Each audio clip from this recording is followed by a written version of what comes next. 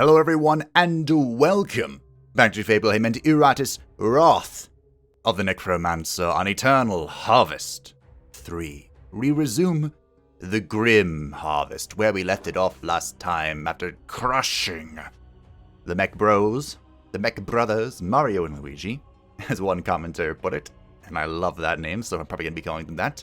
We are prepared to breach the mercenary barracks, and all four of our lovely little servants yet live. Well, you know, on death, sort of live. You get the point. I didn't kill them off. But thank you all for understanding. The last episodes were pre-recorded, 2 or 3, whatever, where I didn't get to read the comments from the previous episodes. I did that because my tradition, whenever World of Warcraft expansion launches, is to just go hard and no-life it, and I did that. I reached level 60, I joined my Covenant, the Night Fae, for the win, and now we're back to normal. So I have a few things I would like to touch on real quick from comments before we move on with life, and then of course there's a little surprise going on that the Keen may have already noticed. First things first, courtesy of Solus. Thank you, Solus. One thing that we found was this broken sword. All minions are level 5 and lower, gain plus 6 attack and 6 dread in combat. Solus pointed out an insight that I should have pointed out. Minions level much faster now.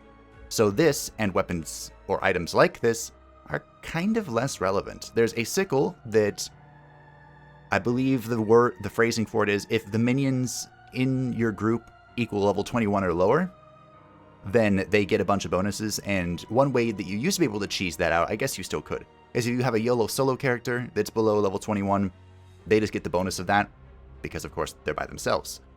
But even now, 21 is a level range that you just out-level really fast. We're at the end of the second floor, already level 17. Ooh. I do like the leveling changes, but some of these items I think need some updates. Also, Solus pointed out that the poison web mechanic hasn't changed since its inception. It's always just doubled it, and 5 has always been the cap. I don't actually remember if I tested that, but we tested it again on the Mech Brothers, and 5 is indeed the cap. You cannot go past that for any reason whatsoever. I forgot. I have a goldfish memory. Sorry. The other thing that Solus pointed out, the last thing that I can remember anyway, is that accuracy, I've always said that 130 was my lovely little benchmark. Also courtesy of Solus, it used to be 120, raised to 130, and now there might be reason for our Fair Lady of Izalith to go up to 140. We were seeing enemies already that had 150... Wait, what? Had a 55% evasion, not 155. That would have been... But 55% evasion, so it would be in our interest, I think, to continue scaling our Fair Lady's accuracy. At least her accuracy, because of course we upgraded Spider Spike into Spider Impaler to increase the evasion debuff, hoping we can counter some of the more evasive characters in the video game.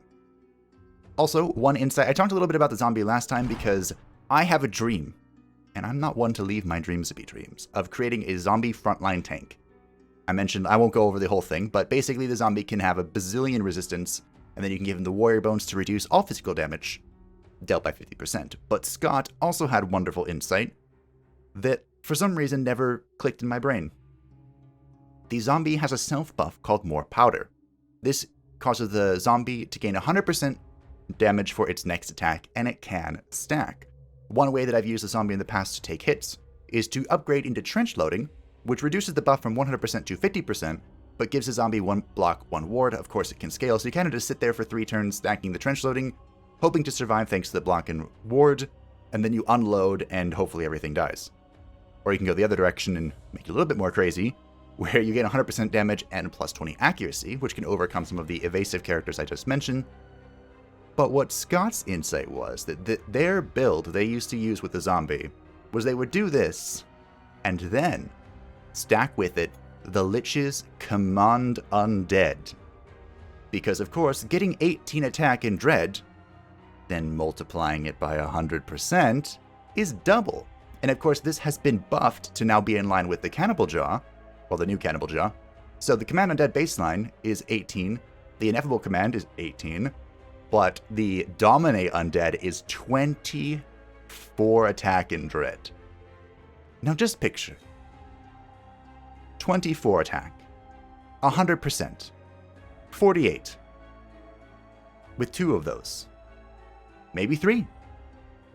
That would be insane. Of course, with Dominate Undead, you do push the zombie to the front line, and of course, if you go trench lighting to survive, it's not quite that insane, but, you know, there is potential there for some absolutely bonker damage, because of course, the zombie's attack is not very high by itself. Its baseline is not very good, its scaling is not very good. It is kind of not good. And that's, of course, because they couldn't make it good because of the potential of the more powder self-buff. Just thoughts to have in mind. Maybe someday we'll actually try and make a bombardment build work, but that day is not today, because today we have science to conduct. What is that science? For the very first time in the history of Fableheim. Why am I doing this? I have concocted, a dual channel build. Welcome to Sekhmet. The name courtesy of DW, thank you. Sekhmet was a warrior goddess deity in ancient Egypt, daughter of Ra, protector of the pharaohs who led them in warfare. And I really liked this name because Sekhmet died in Egyptian mythology, but while dead, she still protected the pharaohs by guiding them to the afterlife. And of course, our Dhampir is a fallen Dhampir.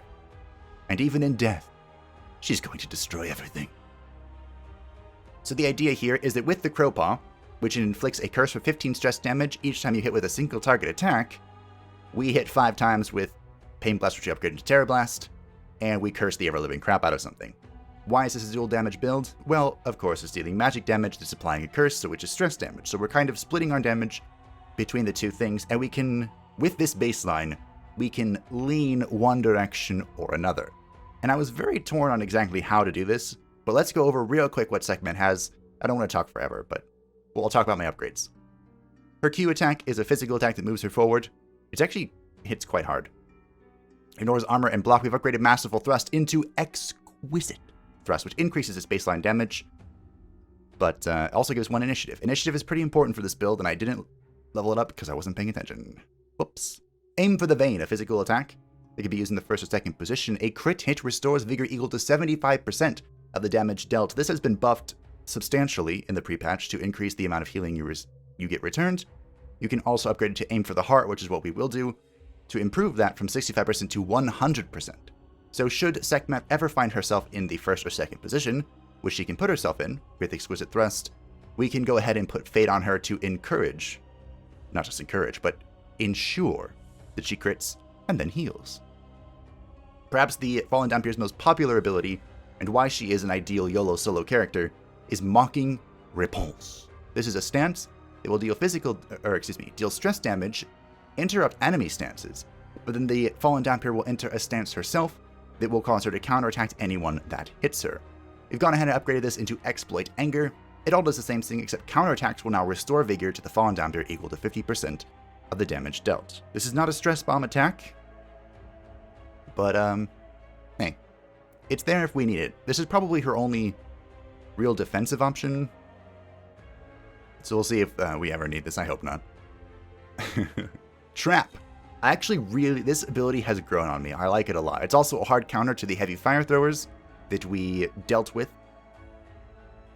painfully on this floor. It places a trap on target position for 2 turns. The enemy inside the trap cannot move, and enemies that enter the trap receive 75% physical damage. We've upgraded that to Magical Trap. I know how to unlock the true potential of Necromancer. I think I'm getting there too, Iratus. The Magical Trap causes all enemies, the enemy inside the trap to also lose all initiative. One of the reasons I picked this is because Our Fair Lady could have gone with this, which causes targets to lose all initiative, but that would have stacked with this, of course, and we can't have that now, can we? Her other option just takes it from 2 turns to 3 turns, which is okay. This is more for when you need an enemy to not move at all. The most important part of this build, the Pain Blast. Attacks 5 times, dealing 30% magical damage. The target loses all resistance until the end of battle. This costs 40 Wrath.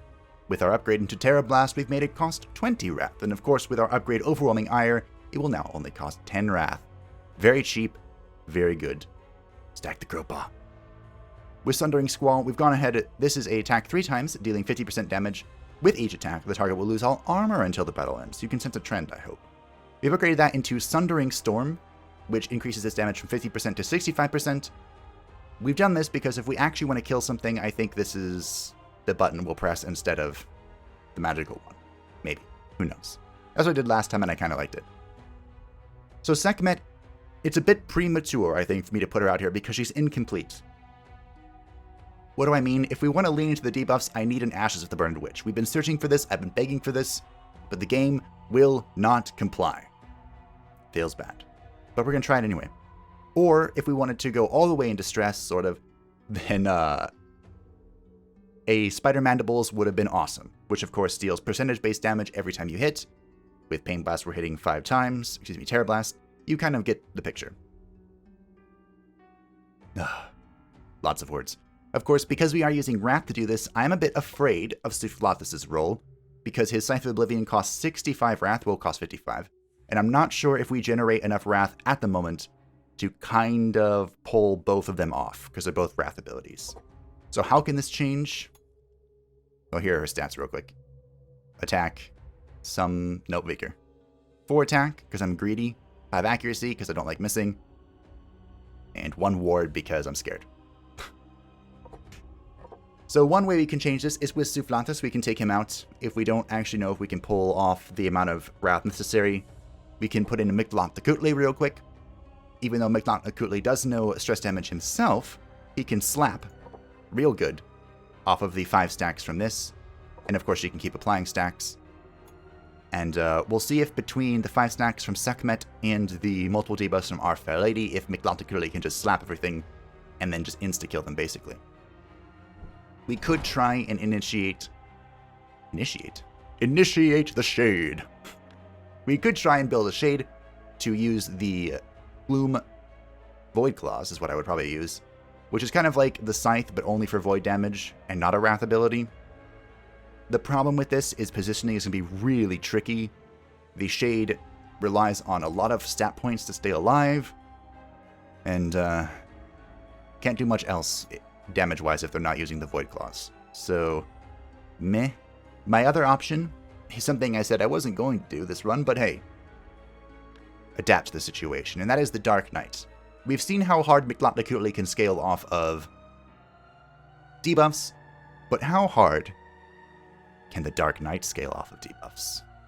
Yes, we will be using the Hollow Stare, upgraded into Stare into the Void, to scale off of the debuffs applied by Sekhmet and Our Fair Lady to try and just chunk things for a gazillion damage.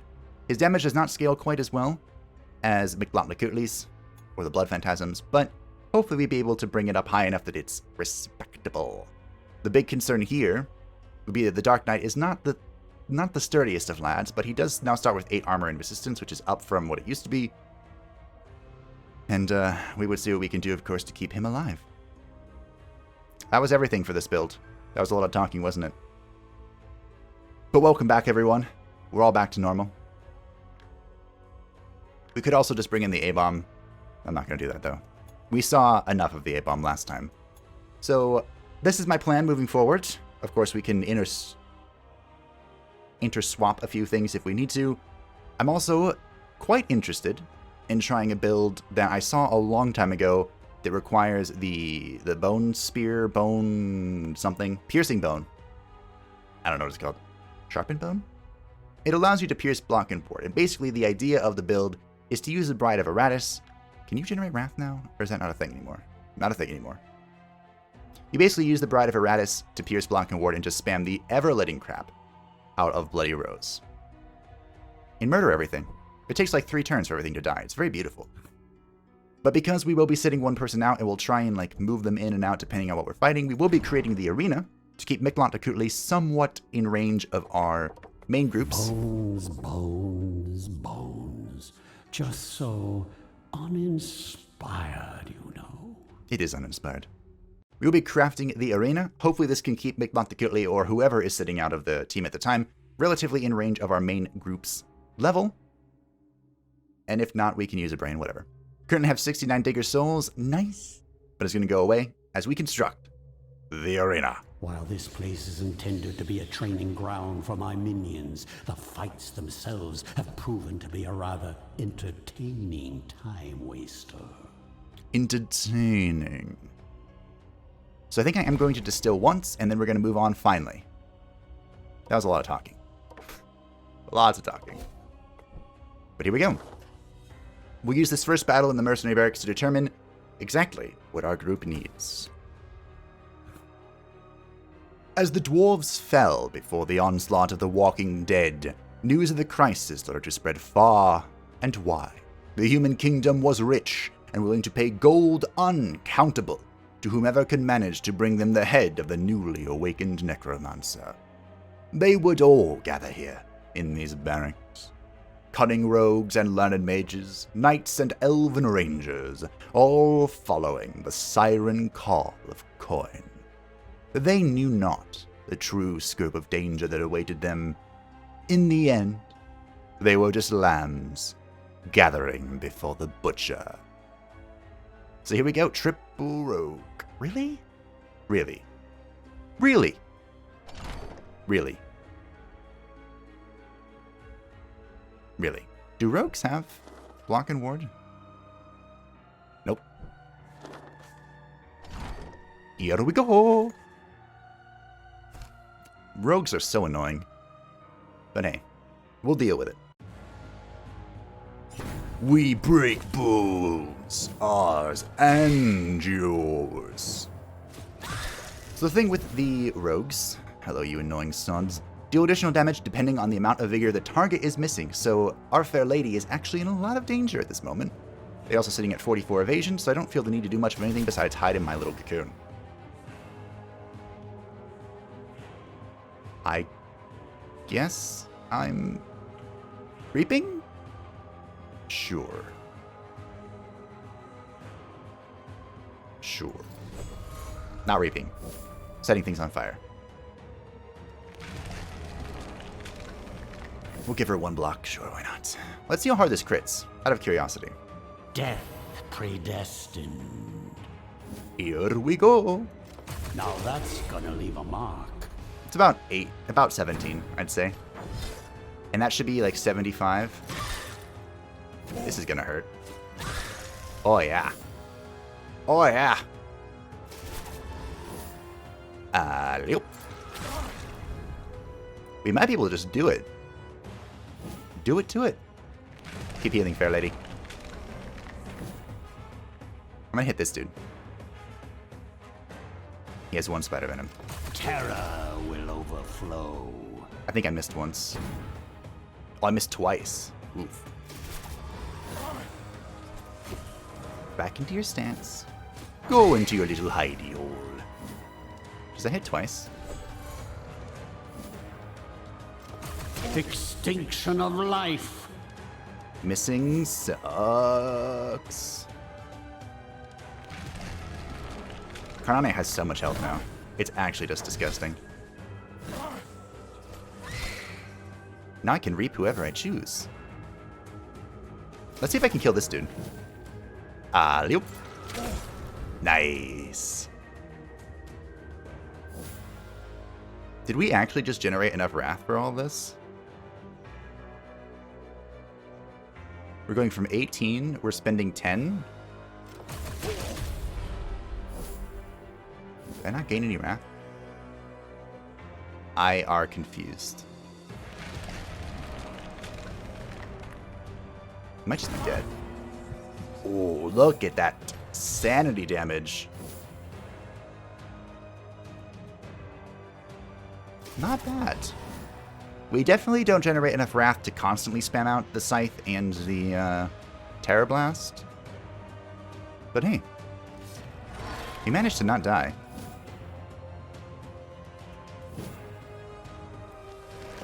I don't know if I can actually do anything without killing this guy. Nope. Alright, bye. Not bad. Mop up the gore. I'd hate to see plants using it as fertilizer. So what did we think? Oh. Wow, this goes way... Whoa. Whoa. Whoa. Okay. Now... Oh, double sack altar. I'm very tempted by this and this. Double coffin. It's a steal into a double coffin. It's almost a steal! Puns. Moving on. If I zig and I zag, how much do I zig, really? This path is quite the path.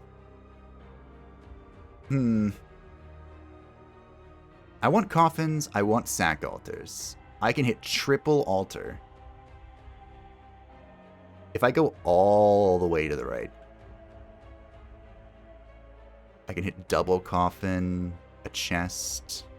Also, I want to hit a cultist because one of the ways we can improve this, and by improve, I mean lean even farther into dread damage, involves one of the most busted characters at the moment, I think, which is the Shade. And I have a name for them, which I remember off the top of my head, so I don't need to pull up my document. Plythict. I could lean super hard into coffins, though. Coffin, coffin, cultist, chest, altar, chest, coffin. This kind of sucks, though.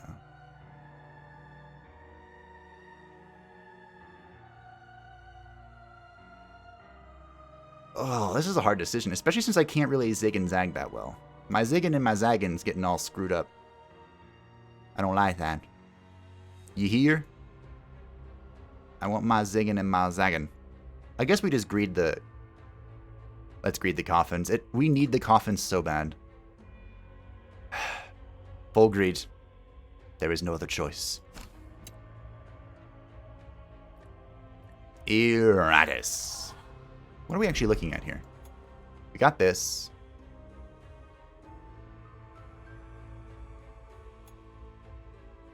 Am I really going to save for Dark Enlightenment? Am I that greedy? What kind of question is that? Yes. Yes, I am. I am pretty greedy. Thank you for asking. Alright, so we have the Swordsman, the Rogue, and the Crossbowman. You might be asking, what's the most terrifying thing here? Well, I'm glad you asked.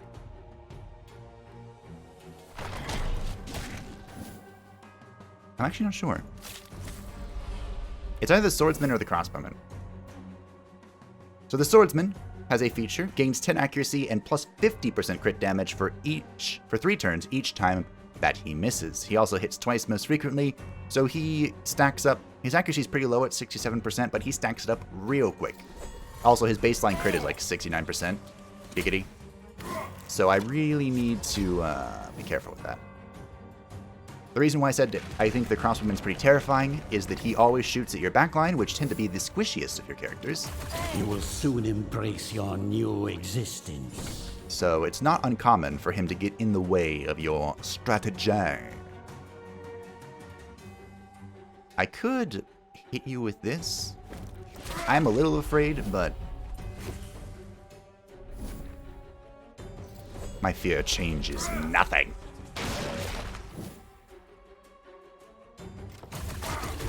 Look at that. That health is flying down.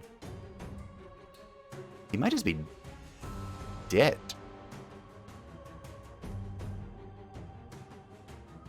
We'll protect our fair lady. She's actually taking pretty well with Karnania at her back. I can reap either of these characters.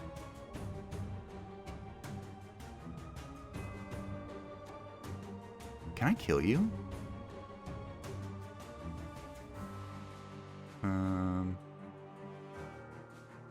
Let's see. No. Oh, I got the debuff though. Perfect. 200. 62 on the low end. So this isn't enough to kill him. But this might be? I like how I applied the curse as well. Just an extra screw you at the very bottom.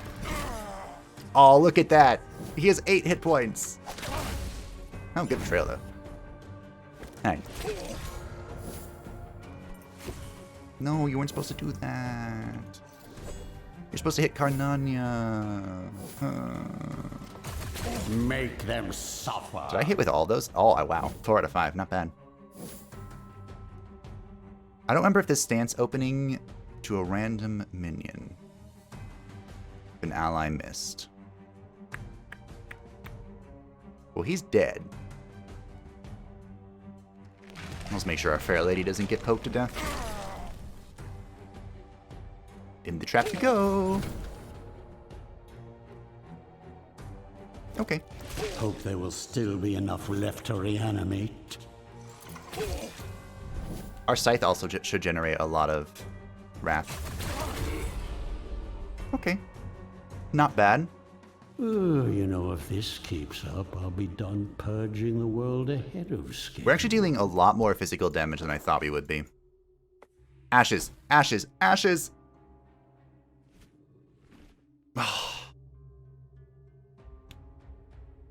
Okay, we have the mechanical eye. The minion's abilities cannot miss.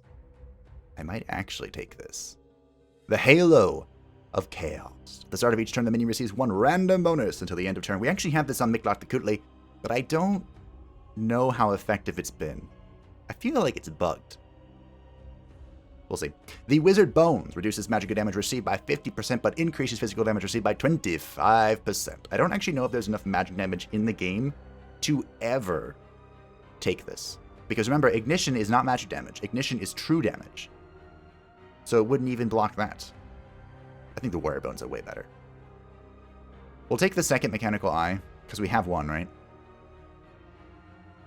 Amazing what they just leave lying around. It is unfortunate that means I've kind of wasted all the points I put into accuracy. I can upgrade this 12 times. But because we have two of them and we're waiting for this final slot, I am going to go ahead and pop this in. I also think I'm going to go ahead with Soufflatus and pop in one of our Essence of Minds over the Bane Aura, and just hope he doesn't die.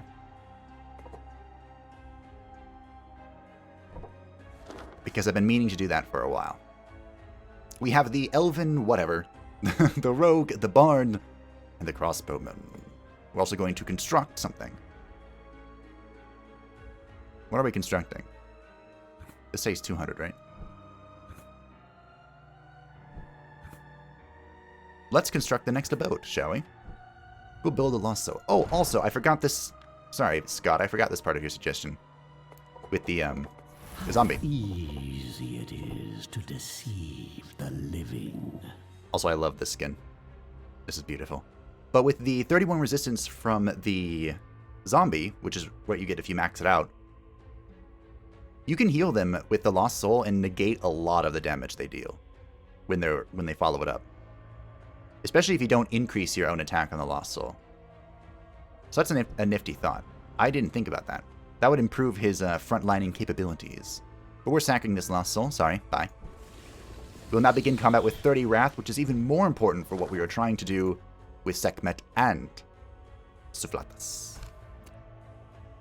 Also, now that Sekhmet is wielding the Mechanical Eye, these evasive sods mean nothing.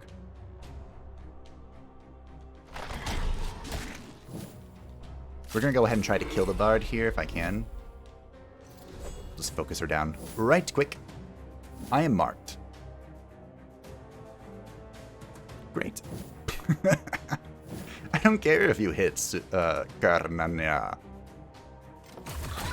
Get cursed. Hit me. Ooh, we have a good opportunity for a reap, and we are sitting at exactly enough wrath to do so. You think that's going to save you. How cute. Get rid of some of your evasion there, Mr. Ranger. Yep. This is my kind of entertainment. Look at that. Look at that mana regen. It's beautiful. Now we just need more Wrath Gen. More Wrath Generation, and we are good to go. Hey, did you think you were hiding back there? Sorry. With Mechanical Eye, we cannot miss. Sekhmet's strike will always be true, for she is the warrior goddess. Smack. No evading for you, Mr. Ranger. We'll start burning down the rogue. I might just reap you, actually. Once I get enough wrath. Or 10 away. I don't think I'm going to get enough. This turn. Unlucky. You sure are. Your first mistake was being born. Your second, opposing me. Spit on you. Yep. Ashes to ashes, dust to dust. Get it? Because Suphlantus is the angel of dust. I've made that joke before.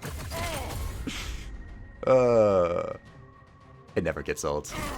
I love it when a plan comes together. Do I spit on him again? Sure. I don't have enough wrath to do... to reap. It's unfortunate. Betrayal. Unfortunate that you didn't have any allies to actually betray. And again, as the fallen dump here, can I actually do anything? No. I guess I could stance. That technically wouldn't kill him. Whatever. Oh, technically not dead. Nice. Rip. Perfect. And that can crit. Interesting. Mine is the winning side. If I... If I crit... So say I fate the Scythe of Oblivion. The Scythe of Oblivion would crit. Do I then guarantee the crit on the feature, or is that just a random chance within itself? Anyway, we're going to go ahead and take Energy Wave here. My enemies are in for a nasty surprise. And then we're going to do what? I could start leveling up Dread, but I think Suphlantus is going to need more defense. Meh. Am I really going to do this? I guess I am. Spend that 1 point in evasion. Sure, why not? My fair lady. We need 1 level to level up accuracy again. Oh, hey, look. I can take this. I can go Arachnid Swarm. Bah, 5 accuracy. I've pressed this button like maybe once. The upgrade just makes it so it attacks 2 random enemies instead of 1 at like half the damage. The other upgrade makes it so it ignores armor. Meh. Meh. Damage is not Fair Lady's thing anyway. For Karnania. Meh. I think we just saved the point. Okay. I always have to explain this because, well, I feel like I need to. The self-destruct button, which hopefully we never have to press for Karnania, can go to one of 2 directions. I'll be back. The Golem cannot miss with this attack and dies after using it. However, there is a 50% chance to resurrect after the battle ends. My theory, I suppose this would be pretty nifty, but my theory is that if I have to press this button, it's not because I'm expecting him to come back, it's because I'm screwed and need him to do something. That's why I always like the Annihilation System upgrade, which increases the damage from 100% to 150%. If I'm going to press this button, Karnania, I want it to kill some things. Also gives me 4 accuracy. Get back to battle. So that's my theory on it. You can tell me if I'm wrong or not. Onwards to the next conflict. Aw, you're back there. Thank you. Good job, Rogue. You brought her to me. I don't know what he was thinking. Oh, wait, he wasn't! Unfortunately, it looks like I'm gonna have to cocoon sooner rather than later. So that the rogue doesn't just pop out of stealth and kill me. Oh, that's a thought. Me. The thought that I was about to have is that in the rogue stance... Yep. In the rogue stance, whenever the swordsman misses because of his ridiculously low accuracy, the rogue would then attack. Which is kind of annoying. I think I'm just going to cocoon here. Don't know why? There's no sun up in the sky. Bony weather incoming. Get rid of that problem, right, meow.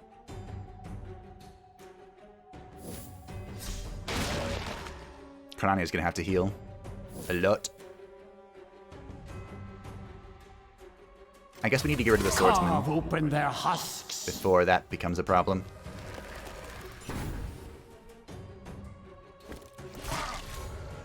We'll see if I can do that. Yeah, we're gonna get a chance to see how that synergy works.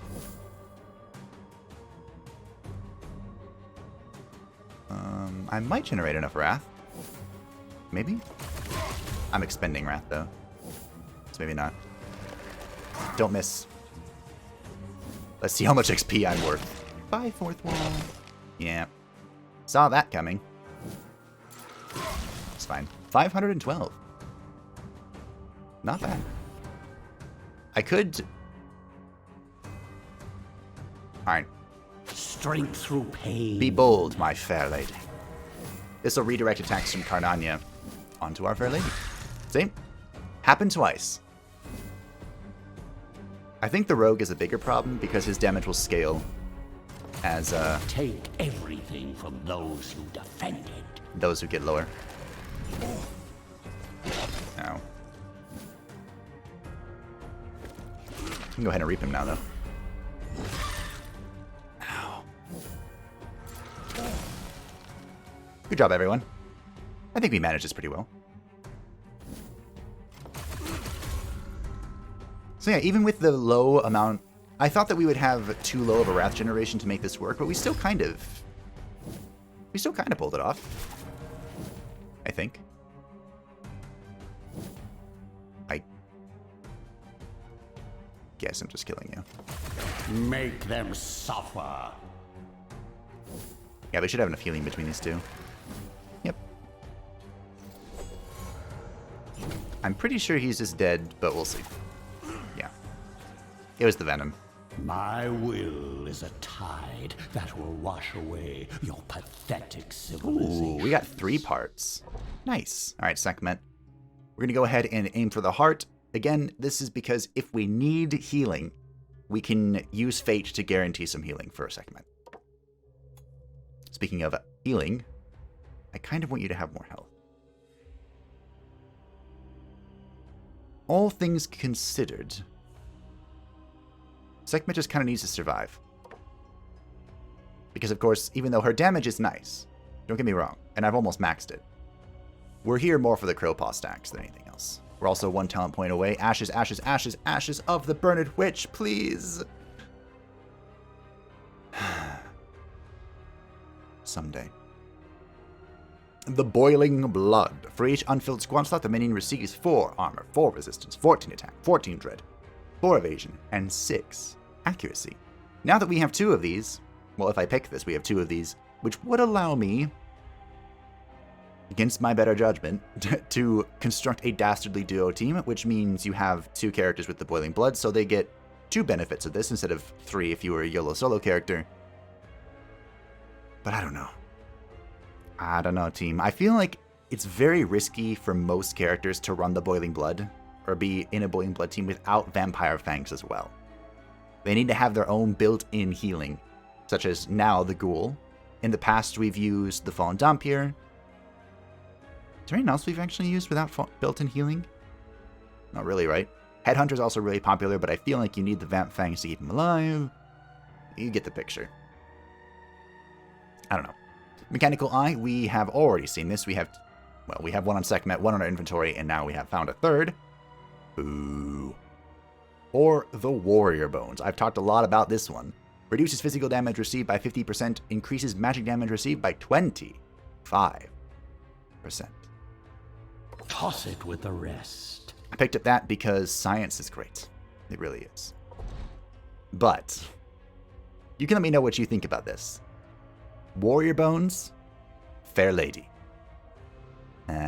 This reduces the armor plates that she has right now, reduces all damage received by 10%, so both physical and magical. But as I mentioned previously, most damage in this game is physical. With the Warrior Bones, how tanky would she become? We could save it for a zombie. Well, actually, what boss did we roll here? A new one again? It's supposed to be a 50-50 chance, right? I kind of find it hard to believe we rolled a 50-50. Well, I say that, but how many times have we done that? Alright, here we go. Ooh. We have an elite Fallen Knight, Crossbowman, and a Rogue. Interesting. Interesting. Do I have the Humanorum for him? I do. Right here. Let's pop this. It embellishes my undead features. We have 2 orbs of vulnerability, so we might as well pop one of them to remove some block and ward. Bye. Hawker. A 50% chance to redirect an attack from an ally standing directly behind them. They cannot be moved. They take up 2 adjacent positions. 50% chance to redirect. We saw that. An attack or debuff. Interesting. 4 attack until the battle ends, each time the knight receives damage, stacking up to 10 times. Wow. Mitlanta clearly would have liked this fight, although he's sitting on 31 armor. That's a lot. That's a lot of armor.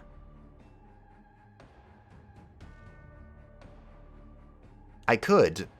Am I really going to do that? Yes. No? Yes.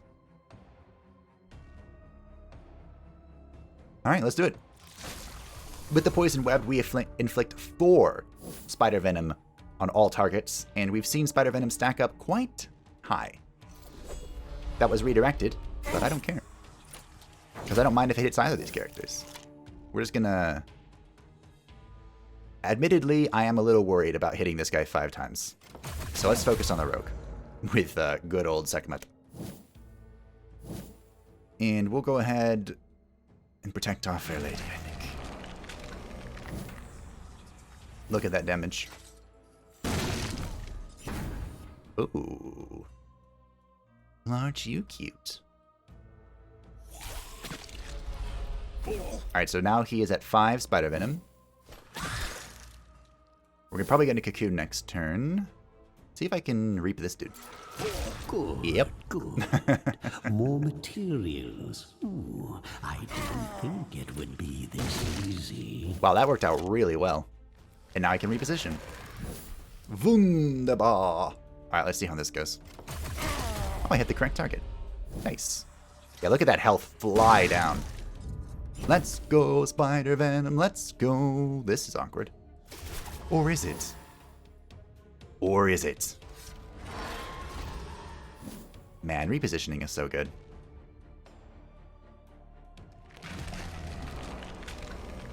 That's why I like movement abilities on your own characters. Because it just gets you out of so many problems, you know? Alright. Ah, your frail It did give him so... Look at all that attack. Uh-oh. You're just gonna die, though, right? All remaining strength. At the start of each turn, loses 40% of his max figure, receives an extra action. He's just dead, right? Well. This never gets old. Doesn't matter much. Heal and march. Bye. Alright, that went well. Good job, everyone. As your suffering ends, your service begins. Good job. And now with 4 talent points, we pick up Dark Enlightenment. The formulae reveal their secrets. Now the question is, can we actually generate enough wrath to do all the stuff we're trying to do? We're also going to expand the Dead Lake with a mummy, I guess. Sure, why not? Let's sack another mummy.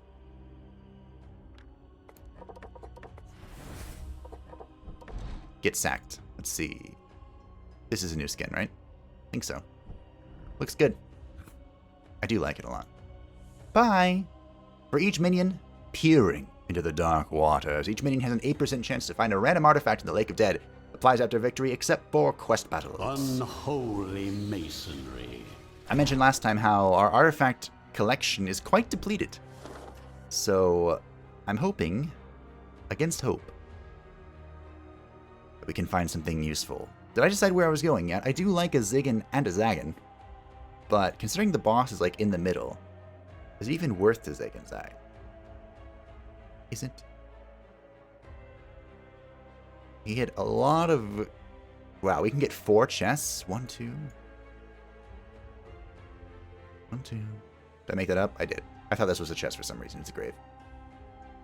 Someone mentioned, I think it was Patrick, mentioned that they pulled a skeleton out of the grave, and it was acting as if it already had its bones. The witching bones that allow it to be buffed.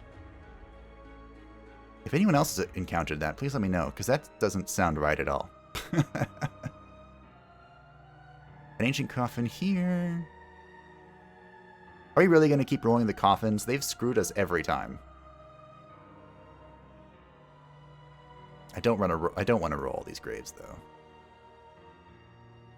If we go left, we have a chest, sack altar, chest, coffin, altar,